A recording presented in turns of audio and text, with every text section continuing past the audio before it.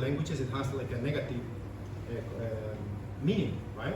You are hallucinating means like something is going wrong with you, you're cuckoo or something like that, right? So I like to say that these models fabricate. They are actually fabricating new content out of the blue, right? You need to think that LLMs are not databases. They have been trained in trillions of tokens and stuff like that, but they don't know nothing. They can just calculate what is the most probable output based on the question. That's the only thing they know how to do, and they do it very well to the point that you believe it's a database, like they have the whole Wikipedia knowledge. They don't. They really don't. They just know how to answer better, right?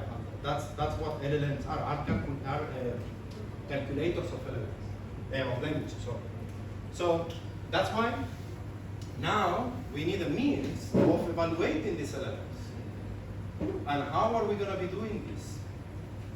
So how do we evaluate if, let's park AI now, right?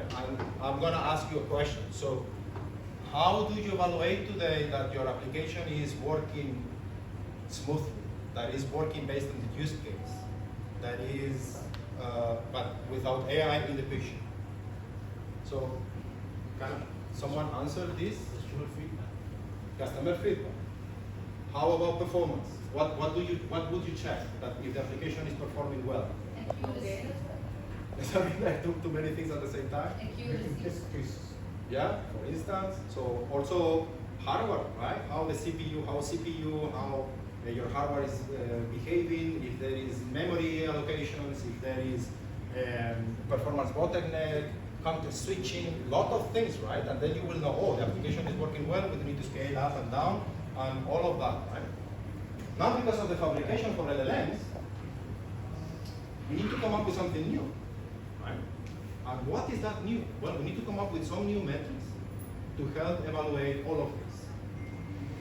The way we envision in this at Microsoft, it's all about